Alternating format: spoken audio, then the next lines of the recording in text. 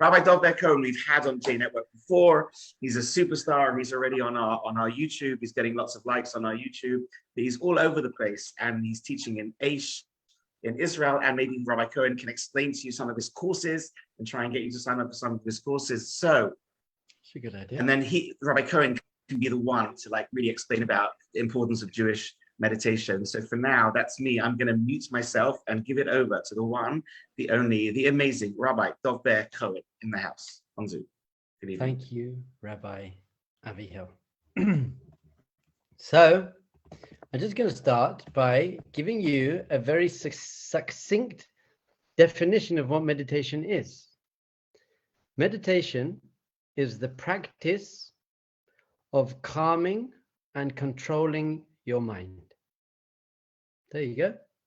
Is the practice of consciously, I'm going to put that in there. Meditation is the practice of consciously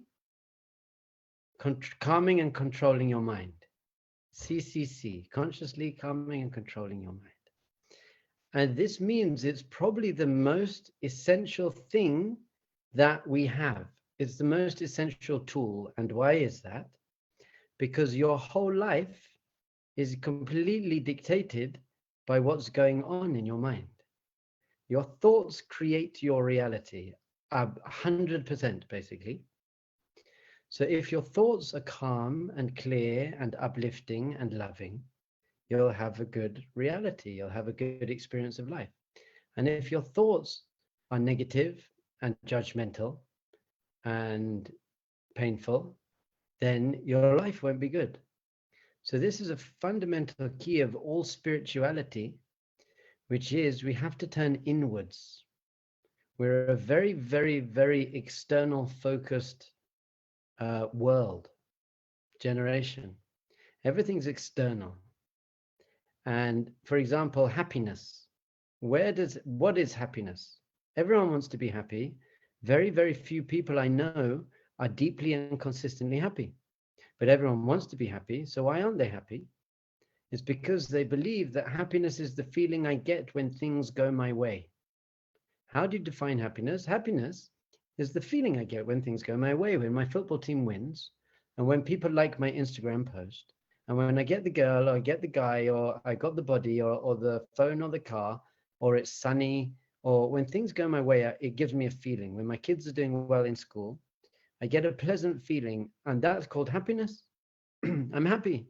Are you happy today? Yeah, I am actually. Why? Well, my team won, it's really sunny, and my kids are doing well in school. So what that means is, because you believe that happiness is the feeling I get when things go my way, what you spend your whole life doing is trying to manipulate the external world to always meet your expectations. And that's impossible. And rather than bringing happiness, that brings anxiety, because you've given yourself a task that's impossible. So Jewish spiritual wisdom and most spiritual wisdoms say, forget about the external world and work on your internal world. And that you can start to control, because you can't control the weather and your football team. And if people like your Facebook profile picture, you can't control that. By the way, you can control the external world to some extent, so you should. Don't be passive. Work really hard to get the job you like, go to the gym, you can, but understand that your happiness isn't going to come from those things anyway. In fact, the key to happiness is really having a positive attitude, having a good perspective on life. If you have a good attitude to life, then it doesn't matter how challenging your life is, you will be a happy person. And if you have a negative attitude, a bad perspective on life, it doesn't matter. You might be in the top 1% of privileged people on the face of the earth, and you won't be happy. So we all know this. I haven't said one thing yet that you don't know already. It's just that we're not consciously doing it. We're not consciously doing it. Another example, self-esteem. The worst thing in this generation, and this goes for 18-year-old college kids and middle-aged religious women, everyone I'm speaking to, really, people don't have a sense of intrinsic self-worth. People just don't have self-worth anymore, especially because of social media and the persona that you have to give across. And I've got to wear the right things and say the right things and have the cool thing, and comparing myself to everyone else's posts and seeing it, oh, they did all this. And this is a nightmare. So if you're going to get your sense of self based on external recognition, based on superficial values, then that's not going to make you a happy person. So you have to turn inside, go inwards. Understand that your mind is the control center of your whole experience of reality. So forget about the external world, forget about needing recognition and honor and temporary physical pleasures. That's never ever going to bring you happiness. Your happiness, your whole experience of life, is going to come from learning to calm and control your mind. That's it. And that is why meditation is the most important thing. It's the biggest tool we possibly have. And Judaism has an ancient meditation tradition. We call the voice in our head, the negative voice in our head, in Jewish mysticism, Jewish thought, is called the Yetzer Hara, the negative inclination. So you have, just in case you didn't notice, you have a voice in your head. You have a voice in your head. And as soon as you wake up in the morning, the voice starts. You just wake up, the voice starts. Oh, can't believe it's that time. Oh, really? Oh, no. Should I go for the run or I'll stay in bed? You should. And by the way, the voice is so crazy that it argues with itself. You're arguing both sides of the argument here. No, I should really get out of bed. No, but if you get out of bed, then you'll be tired later in the... Hold on, what's going on in there? And then you got the third voice, which is judging those two voices and saying, yeah, there's so many, you got so many voices happening in there. And you know when the voice shuts up? Do you know when the voice bees quiet? Never, never. It goes all day. It doesn't stop. Whatever you're doing, wherever you're doing it, it's judging you, it's judging everything else, it's comparing, it's hoping, fearing, worrying. It's just a non-stop voice in your head. Now you have to ask yourself, what percentage of that voice is sweet and positive and uplifting and healthy and lovely and wonderful? And what percentage of it is not so great? So this is just what meditation is here to do. Is basically here to transform that voice. And actually, in order to become, what's a conscious human being? A conscious human being is choosing what that voice says. There's different levels of consciousness. One is a not conscious human being. The voice is just going. The voice is in control and you're a victim to that voice. Sometimes it's good, sometimes it's bad, but in general, it's just going. Then there's a higher conscious human being who the voice is going in their head, and it's good and bad. It's just going. What's controlling that voice? Do you know what's controlling the voice in your head? Who's controlling the voice in your head? I said this to my students the other day. Who's controlling that voice in your head? One of them said, I am. And I said, oh, really? So if you're controlling the voice in your head, why are you thinking, why is the voice in your head talking about your ex-girlfriend so much? I can't believe a rational, sane human being, if they were controlling that voice in their head, would really be saying that with that voice in their head. That's show you're not in fact, most of the things that the voice in your head is saying, you wouldn't say that if you were in control of the voice in your head. You're crazy. If you had a friend who spoke to you how the voice in your head is speaking to you, you wouldn't let them be your friend for very long. You'd say, why are you being so horrible to me the whole time? So the second conscious level is the voice is going in my head, but I'm conscious enough to choose which one I want, to manage the voice. Okay, those thoughts, I'm going to let go of those thoughts. That doesn't help me so much, and I like those thoughts. So it's starting to choose. Then there's a higher level, the highest level of consciousness, which is that you're just completely in control of that voice in your head. The voice in the head is your voice. I'm saying those things. Everyone say in their head now, I really like walking on the beach. There you go. You chose to say those words. That was you chose to say those words. But most of the time during the day, you're not choosing the words that's happening in the voice in your head. It's just saying whatever it wants to say. And you're going along with it lots of the time. So here's our problem. Jewish meditation, Jewish mysticism teaches that you're not the voice in your head. That's not who you are. You are the soul. You're the consciousness. You're the awareness who is aware of the voice in their head. But what we've done is we've lost that. We've lost that ability. The best example, it's actually in this amazing sefer. If we can learn this together, B'yam Darkecha. He gives an amazing example. It says, imagine you're in a movie. You're watching, and it's a very amazing adventure film, The Bourne Identity. You're just like, and you're so in it, and it's so captivating that, well, you're just there for an hour and a half. You don't remember that you're sitting in a theater even. You're in the cinema, whatever it is. You're not conscious of you. And you're not conscious of the people around you. You're sitting in this dark room with lots of strangers. And by the way, if it's a really good movie, you're not even really eating your popcorn. You're just like, the popcorn's there. And then what happens is the movie, and you're not thinking about your email that you have to write, or did you turn off the oven? You're so you're so drawn into the movie that you've lost all sense of self. It's not even I'm watching the movie. And it's not even necessarily, this is a great movie. Only afterwards, once you've been so pulled into the movie, you're like, that was the best movie. I remember I watched Dead Poets Society when I was 12 or whatever it was. And I don't cry in films in general, but I was watching Dead Poets Society with my mum, and suddenly she passed me a tissue. And I looked at her, I was like, what? And I was crying my eyes out. Dead Poet Society, Captain My Captain. I think that's why I became a teacher, because of that movie. Changed my life. That amazing movie. So you're so in it. So the movie finishes, and then you're like, oh, here I'm back in London. It's cold. You put your coat on, and you walk home, and you come back kind of to a reality, but you were completely transported into a new reality. By the way, if the movie is not so good, let's say you go to a movie, it's good at first, but then it starts getting a bit too long and boring. Do you know what then happens? Then you start thinking about, I got that email. What am I going to do afterwards?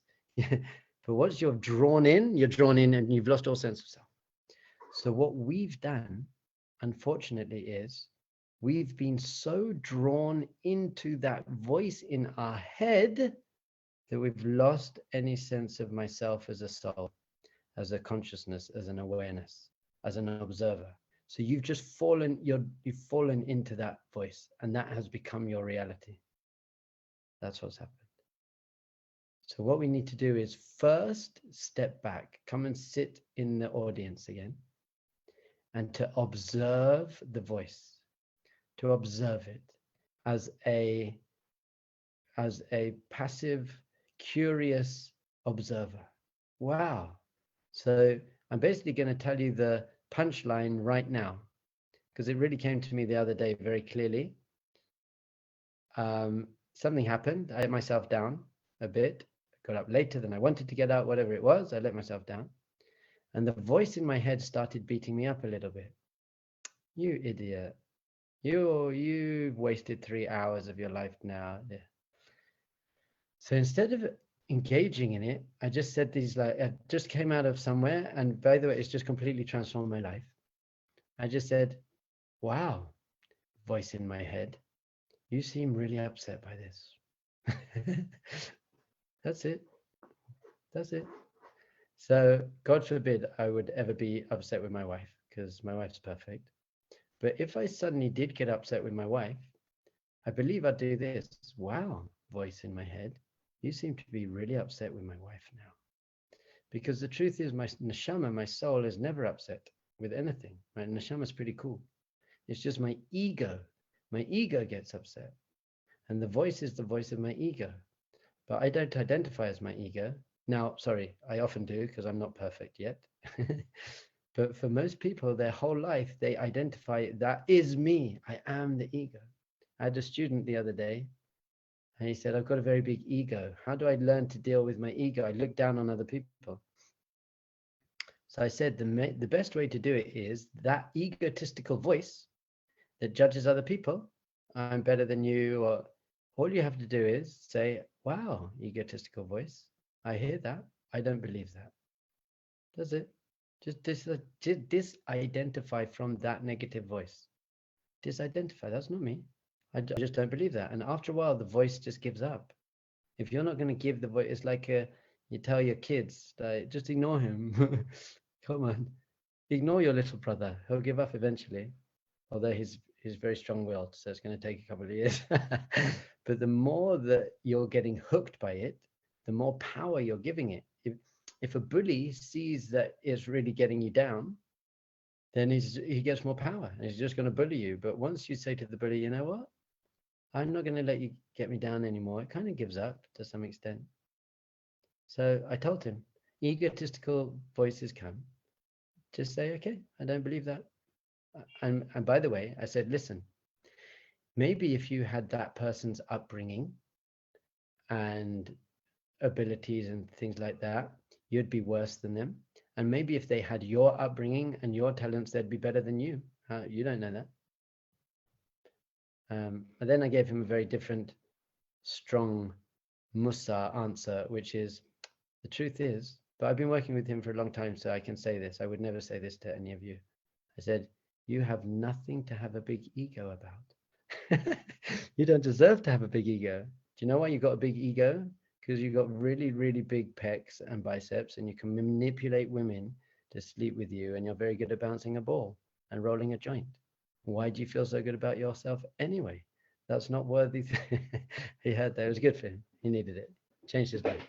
Do you know why you should have a big ego? You know what you should have a big ego for? Having good character traits, being loving, kind, praying with intention. And but by the way, someone who does do that, someone who deserves to have a big ego, they're not going to have a big ego. And in fact, if you look down on other people and you have a big ego, you're worse than them, because having a big ego is worse than whatever they're doing that you're looking down on them for.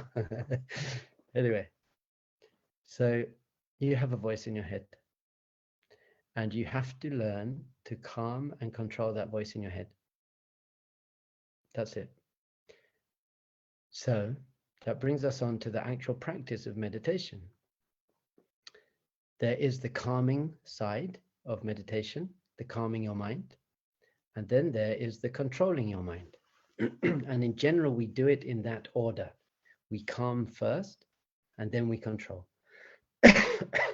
And it's sometimes called passive meditation and active meditation.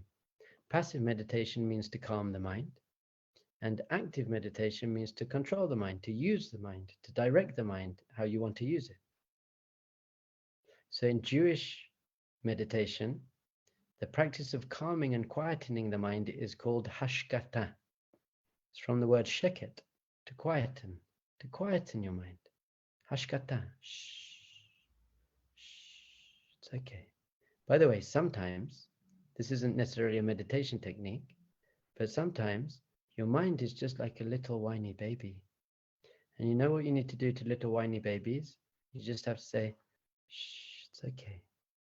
It's okay, little voice. It's okay. And it's probably the voice of your hurt 5-year-old child inside you when your mum forgot to pick you up from school and you felt abandoned. And you go, it's okay, child. I'm here. I'm holding you. So don't try and fight it. Don't judge yourself. Don't beat yourself up. Don't make it significant. The more significant you make a thought, the more power you're going to give it. So you just have to say, it's okay.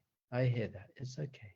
By the way, this is the key, and it sounds very oversimplified, and it is in a way, but usually the deepest truths are extremely simple. The key to beating anxiety is to just be able to breathe very deeply. Obviously, if you have deep trauma and you're triggered, you've got to do more than this, but is to breathe very deeply with lavender oil, if you have lavender oil, and just say to yourself, it's okay, it's going to be okay. And your mind and your body will say, no, it's not, this is going to happen, and how could it? And you just have to breathe very deeply and say, no, no, it's going to be okay. I'm sure it's going to be okay.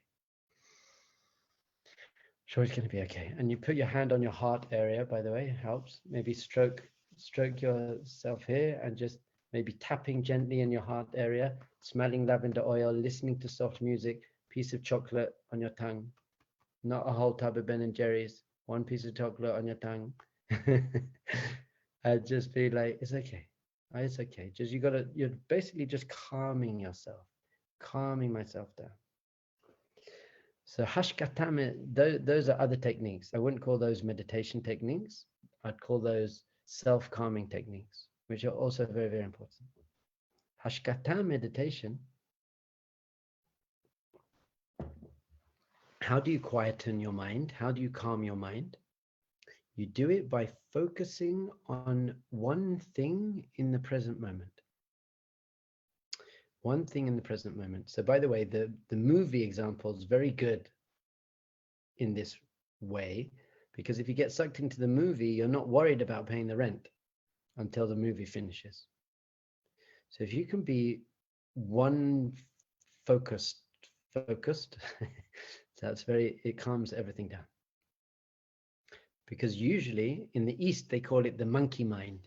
The mind's jumping around all the time. What do they think of me? What do I think of myself? What do I have to do tomorrow? Did I do the right thing? I regret this. I doubt this. I want this. Your mind's jumping around a lot. In Jewish meditation, it's not called the monkey mind. It's called the horse mind. And the reason for that is because in Asia, they have monkeys, and in Europe, we have horses. It's true, actually. It sounds funny, but all the Hasidic masters, it's called the horse mind, because you get a wild horse and it's out of control. So usually your mind is just all over the place. So to give it one thing to just concentrate on, just calms it down. So we want to try and concentrate on something in the present moment. Why are we concentrating on something in the present moment? Because mind, almost by definition, is always in the future or the past. Your mind is always hoping, desiring, regretting, worrying, think about happy memories. It's not all negative, but mind in general, thought is past and present, past and future. Whereas in the present moment, there's peace, there's calm. There's nothing you can't deal with really in the present moment. All your fears in life are about possible future eventualities. So what we want to do is bring our awareness into the present moment. Now, I didn't say bring our mind into the present moment, because your mind isn't in the present moment. I said bring your awareness. You are the awareness behind the thoughts. You aren't your thoughts. Remember that. You're not the voice. You're not the thoughts. You're the one experiencing the thoughts. I'd love to give a whole class about really understanding who we are.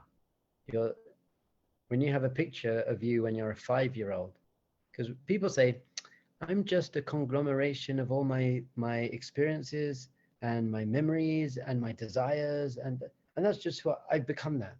And that's not true, because if you show someone a picture of you when you're 5 years old, that 5-year-old had completely different desires and memories and are completely different. But you still say, this is me when I'm 5. You wouldn't say this is someone else. This is me when I'm 5.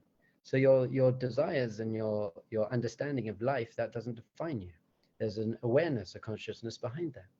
So we want to use that awareness and focus it on in the present moment. So there are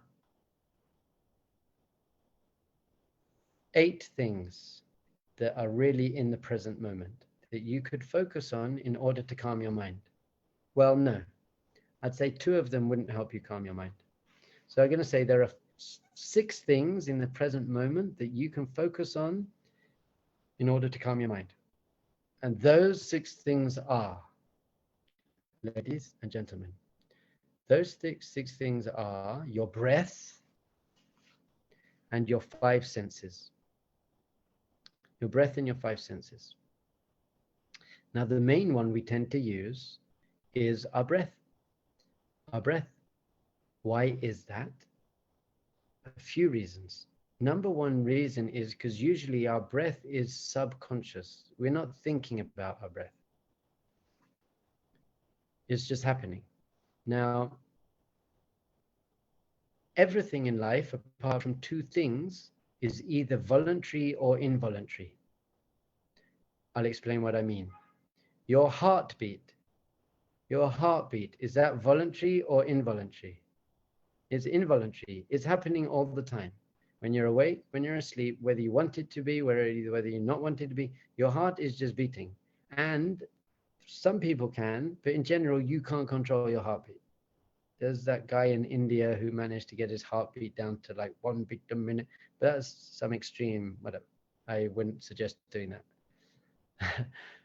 So, by the way, Jewish spirituality is not into extremes. Lots of my students are very into Wim Hof. I don't know if you know Wim Hof, but it's like jump in ice cold water, hold your breath, do these breaths. And I think there is amazing. But if you have to stop your monkey mind from being so crazy by jumping into ice cold water, I think there are better ways to do it. You know, I think it does work, by the way. I've seen people people love it.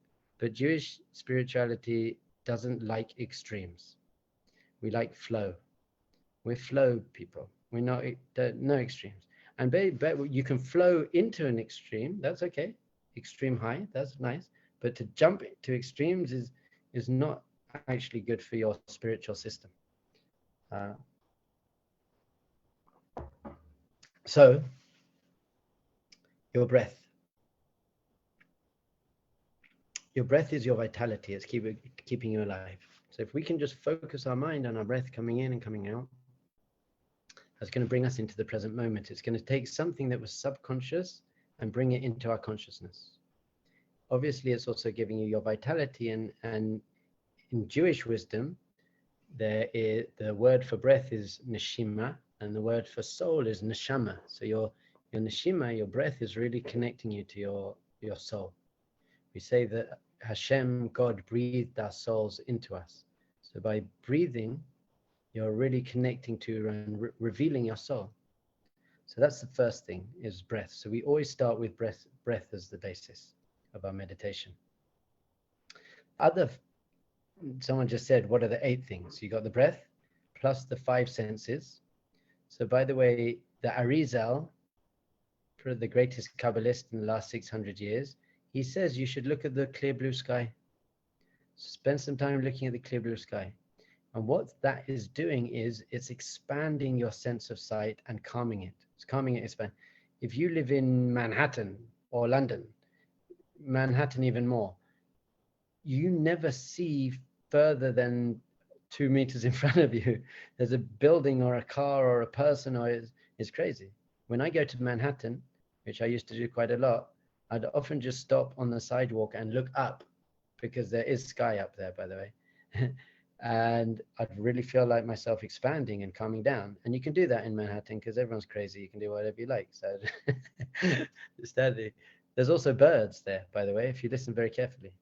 In the middle of you can use your hearing. I used to sit in little parks in Manhattan and just stop, listen to the bird, listen to all the people, all the voices going on around me, not judge them. I like that. That's a car horn and it's ruining my meditation. That's a bird and it's nice for my meditation. No, you just observe the sounds. Step back, non-judgmentally, just observing the sound. So you have your 5 senses. The other 2 things that are in the present moment, but is a whole different class, are your thoughts and your emotions. So you can have another meditation, which is I'm just going to observe my thoughts. Meditation, and emotions, which is very, very, very important. It's in fact how we started the whole class. Being able to observe your psyche, your thoughts and your emotions without falling into them and getting upset with them and judging them. It's very important. And that's really what it means to be an observant Jew. You're a Jew who knows how to observe your psyche without getting stuck into it and carried away with it. Very important. So that's called hashkata. The practice of bringing your awareness into the present moment. Then we have another one, which is called habata. Habata comes from the word lahabit, which means to observe, to watch. And what this means is and I basically just moved in to speak about how about that, is I'm not choosing to focus on one thing, focus on my breath, focus on the sounds. What I'm doing is I'm just letting anything come up, thoughts, emotions, anything that comes up, sound, anything that comes up, and I'm just watching, really observing like a movie and letting them go, letting it go and just let flow. By the way, the nature of thought is to come and go. You don't have to fight your thoughts. A thought comes and it goes. You can only ever have one thought at a time. Rabbi Nachman speaks about this quite a lot.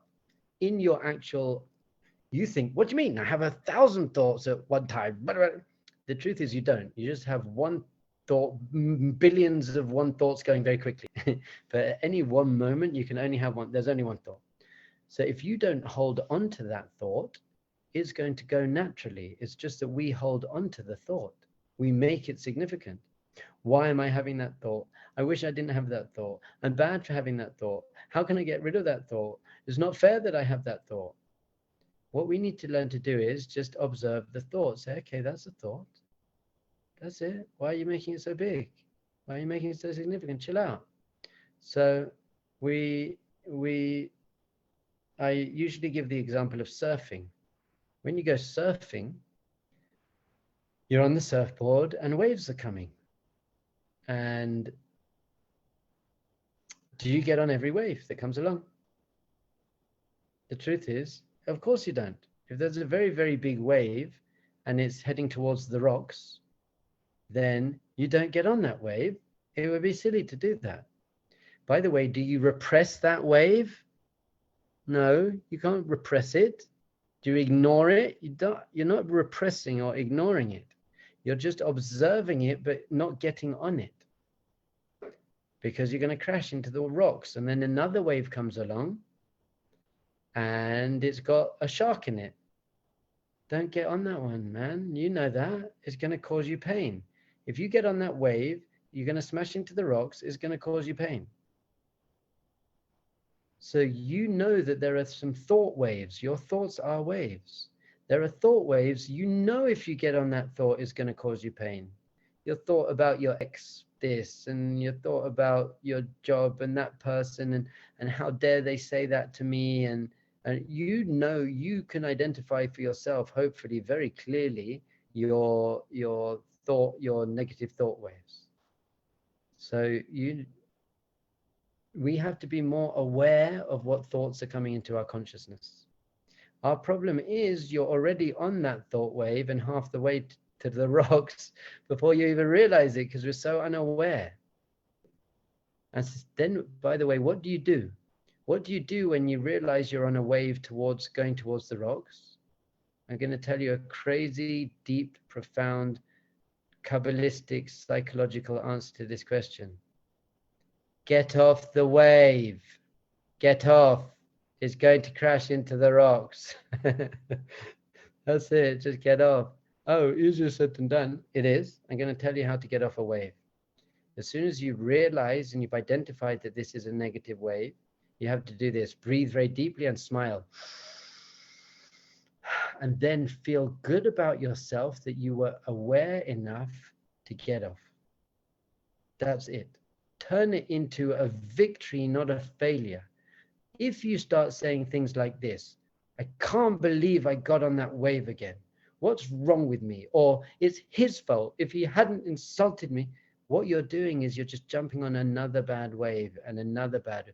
You can't get off a bad wave. Well, you can. You can get off a bad wave by jumping on another bad wave, but that's just another bad wave. So if you have a thought about something you shouldn't be thinking about, and then you start beating yourself up about it, great, you're not thinking about that, but you're on the beating yourself up bad wave. So you're going to crash anyway. So all you have to do is start getting off. Just get off the wave. And by the way, the next wave is going to come and it's going to drown you. Okay, fine. So you'll try again. This is practice. It takes practice. It's not going to happen overnight. So you're going to drown, but then you get back on your surfboard. I want you to start surfing your mind, not drowning in your mind. But a surfer is above the waves. You need to get yourself above the waves and observe the waves and let them go past. That's it. So that's called habata, the practice of just observing non-judgmentally and with almost curiosity, and be like, wow, my mind's crazy. Don't be like, I'm crazy, I'm wrong, I'm bad. Just be like, whoa, so crazy. That voice, you're so crazy. Hashkata and habata, calming and observing. Calming and observing. So by the way, there's a difference between meditation and mindfulness. Meditation is a set practice. I'm going to sit now for 3 to 10 minutes and just concentrate on my breath. Mindfulness is a way of life. Meditation is a set practice. Mindfulness is a way of being, a way of thinking, a way of approaching your thoughts, a way of approaching reality. So all through the day, when you notice you're too stressed, or you're frustrated, or you're insulted, it means that you're getting on waves and making them very significant. But I'm not going to talk about feelings today, although it's immensely important. Feelings you have to feel. Feelings you have to feel. I'm not going to go into the whole feelings thing, but the way I've gone into the feelings thing, it is important though. When you have a feeling, you just have to be very, very present with the feeling. Don't think about the feeling. Why am I feeling this way? I'm bad for feeling this way. I wish I didn't feel this way. It's his fault I feel this way. It's my fault I feel that. Don't do that. Just feel really sad. Have you ever felt upset by something and then you got upset with yourself for getting upset? That doesn't help. Now you're upset. You could have just been upset. So being upset is not so bad. By the way, being frustrated isn't so bad. It's when you get frustrated with yourself for being frustrated, that's bad. So just feel frustrated, no? You're not wrong for feeling frustrated. You're not bad for feeling frustrated. You want to get to a level of consciousness where you don't feel frustrated, but for now you do. So, okay, that's how I feel. So that's how you deal with feeling. That's called emotional balance. You want to be an emotionally balanced human, which means you're not repressing your emotions, but you're also not controlled by them. You experience them and you let them go. They're waves. So we want to be surfing life. I'm surfing my life, just above and going, choosing which ones. And in general, this is a very, very, very key thing. Which thoughts are positive and which thoughts are negative? How do you define positive and negative thoughts? A positive thought is one that serves a purpose. There you go. That's how I define positive. Does it serve a purpose? Is it helping me grow? Is it helping me process? Is it helping me progress? Is it helping me be positive? If it's not, even if it's true, by the way, you don't want to be having that voice in your head. If only I'd done that.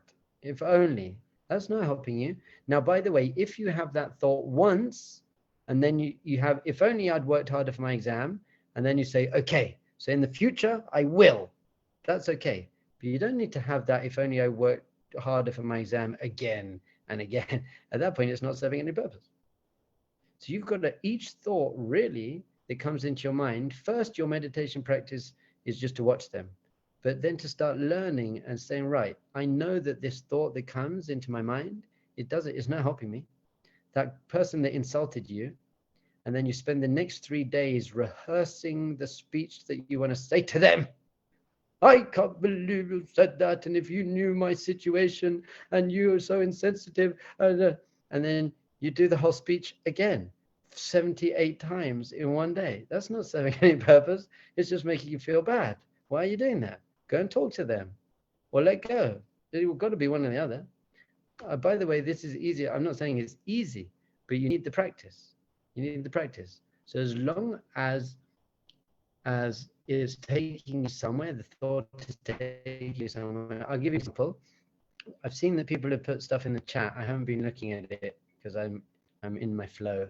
So I'm not ignoring you chat people. Well, I actually am, but I'll come to it later. I'm just letting those chat messages just float over me like waves. Let's say worry. So one of my students said to me, what do you mean worry? If I didn't worry, I wouldn't work hard for my exam.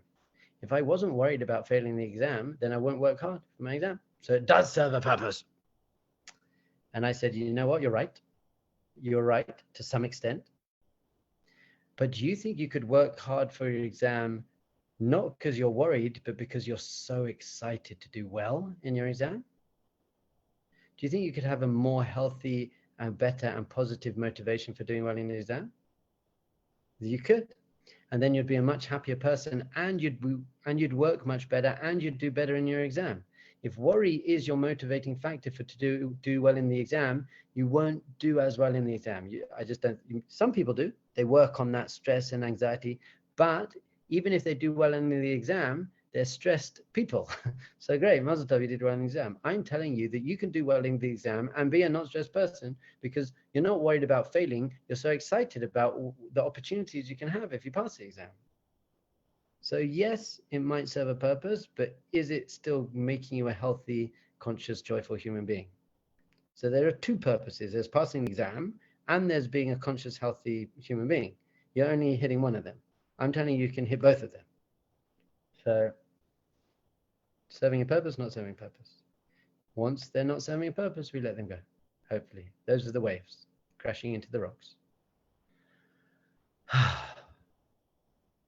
going to talk very, very briefly about the other type of meditation, which is called active meditation, which is controlling your mind, choosing that voice in your head.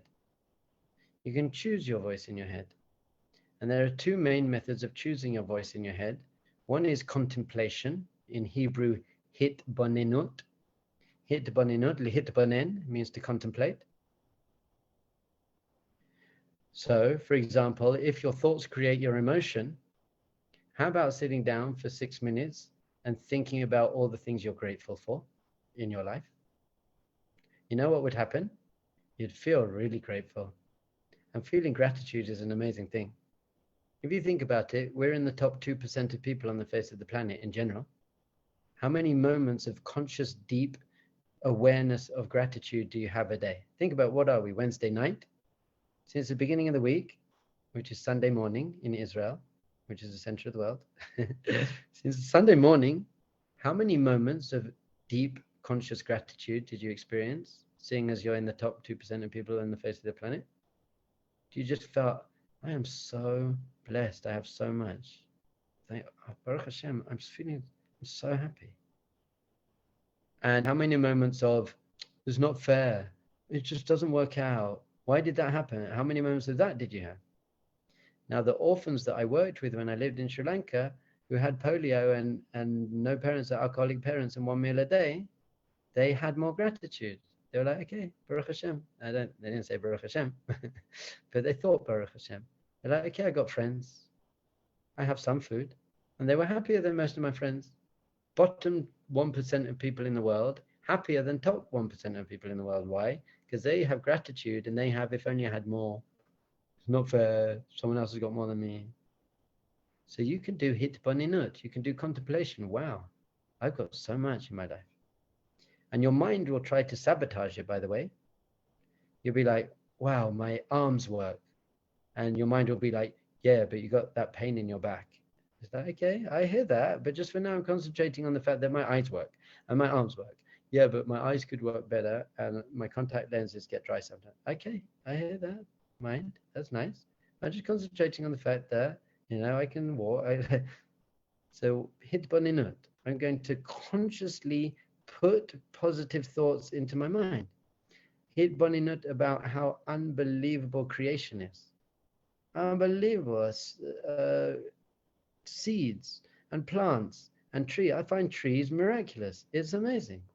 You can get a seed and put it in the ground with a bit of water and a bit of sunlight, and it turns into a tree. That's crazy. How did that seed turn into an oak tree? Yeah, that's an amazing thing to me. Whatever angle you put a seed in the ground, the roots always go down and the shoots always go upwards. That's amazing. I think that's cool. I do. And shoots are very fragile, flimsy little thing. How did they push their way up out of all the soil to get to the surface? That's amazing. It doesn't take a genius to work out how many seeds there are in an apple. But to work out how many apples there are in a seed, so contemplate these things, you're going to have a much better life. Contemplate the wonder of creation. By the way, many people ask me about Jewish prayer and the prayer book. Oh, the prayer book written by people, and why does God need me to praise him the whole time? And why does God need me to thank him the whole time? The answer is God doesn't need you to praise and thank him or her the whole time. It's for you. So you're living a life full of wonder and gratitude. Hashem says you have to praise me and thank me, not for me, for you. Everything's for you. Everything the Torah is telling you to do is for you, so that you can live the most conscious, beautiful life you possibly can. The other active meditation is, I made up a word, chazmil. Chazmil means chazarat milim, which is repetition of words or phrases, mantra in other languages. And that's just to take a word or a phrase and repeat it to yourself over and over again. Affirmations, I guess, in modern pop psychology. Just to repeat a positive thing. Feels a positive thing. I love myself for no reason. How about that? Just start saying nice things. Start saying, I am a beautiful, sweet, shining, holy neshama. You know what? If you walked around all day just saying to yourself, I'm a beautiful, sweet, shining, holy neshama, you'd have a much, much better life. Rather than, I'm not good enough. Just start saying, by the way, you'd actually laugh. You'd actually I find it funny. But your mind will try and sabotage it. Your mind will sabotage it by saying, no, you're not. You're this. And you just say, no, actually, Jewish wisdom teaches me that in my essence, I'm a beautiful, sweet, shining, holy neshama. That's what I am. That's what I am. We just got to reveal that. We just got to reveal it. I give this example. I'm from London. How many days a year does the sun shine in London? So everyone says 350. So the answer is 365. Shines every day. It's just that for 359 days a year, there's clouds in the way. But the sun's shining and the sky is always blue behind the clouds. So your soul is always shining. Your soul's always beautiful. Your soul's always perfect and happy and compassionate and loving. It's just that you got your mind in the way the whole time. We need to clear away the clouds of your mind to reveal the clear blue shining soul. And sometimes a chazmil, repeating a phrase, I exist, ani kayam, I exist, there is a neshama, I am a neshama. That's how you reveal your neshama. I'm going to stop talking now. But basically, what we said tonight was your reality is created by your voice in your head. So you can either be a victim to the voice in your head, or you can start learning to calm and control it. Or you can distract yourself with Netflix and drugs. I would not suggest distracting yourself with Netflix and drugs. Although it does work, it's a very temporary solution and you don't grow as a human being, and the drugs wear off and the program finishes. So a better option is learn to calm and control your mind. And I've given you practical tools. Rabbi Hill mentioned I do have a online mindfulness and meditation course. The next one is starting on May the 29th, although the website says May the 2nd. I'm going to put the website in here. Oh, look at all the chat. Sorry, chat people. I'll talk to you soon. www.litmindfulness.org. It's a 2-month online mindfulness course. All the information is there, Lit Mindfulness. And basically, I've given you the introductory class, but then we do practical meditations. I send out guided meditations every week and encouragement and one-on-one coaching. And it's basically to take all the theory I've just told you and turn it into an actual consistent practice in life to have benefits that you get from that.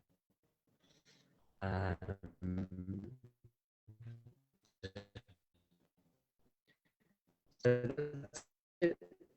Is it who is the master? Can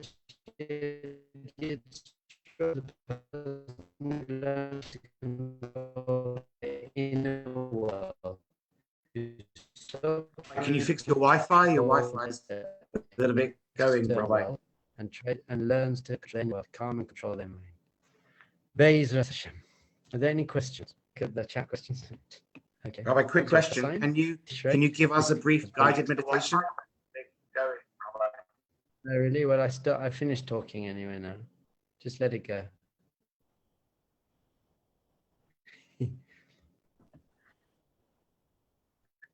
Rabbi, can you hear me? Is the Wi-Fi good enough? Yeah. Can you hear me? I can. Okay, sit up straight. Put your pen down.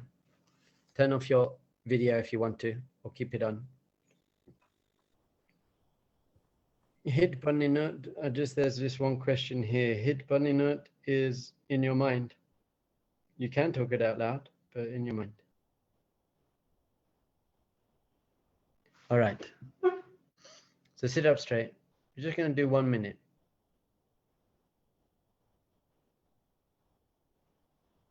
And what we're going to do is this. I'm going to tell you what we're going to do before we're going to do it. You're going to sit up straight and loosen your neck a bit and your shoulders.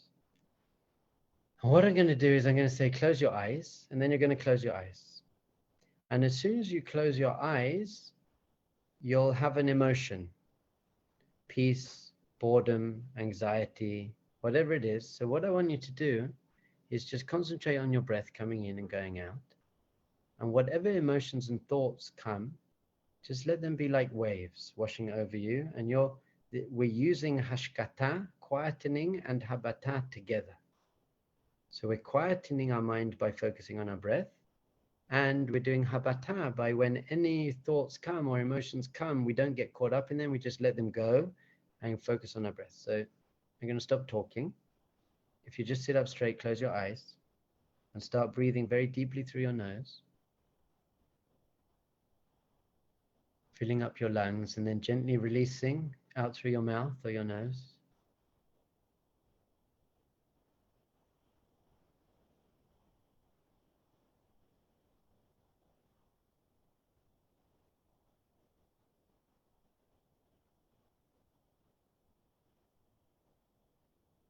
And gently smiling. Any thoughts or emotions that arise, just smile. It's okay, let them go.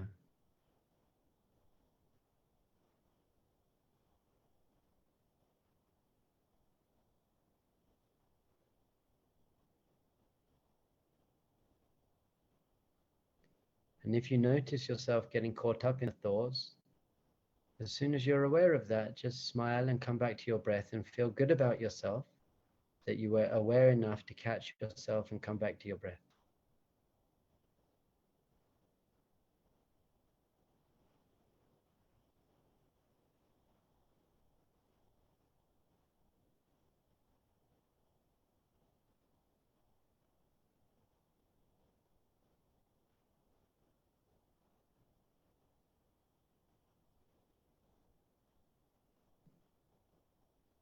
Sitting up straight, breathing very deeply through your nose, filling up your lungs. Anytime thoughts and emotions come, letting them go and returning to focusing on your breath, gently smiling.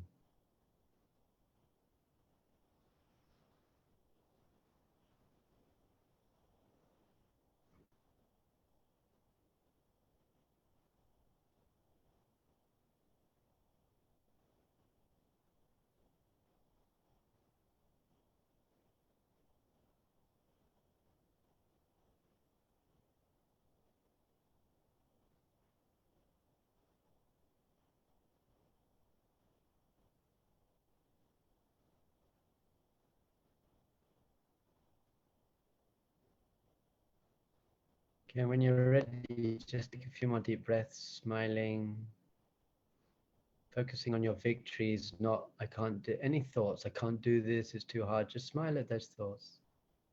And if you smile at those thoughts, it means you succeeded. And back on your breath, 3 more deep breaths. And when you're ready, gently open your eyes.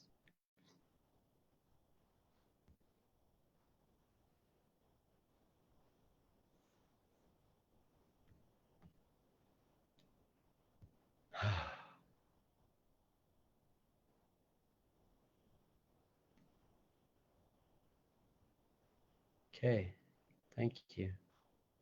I have an email address, dbcohen@aish.com. So if you have any questions, if I want to answer them, I will.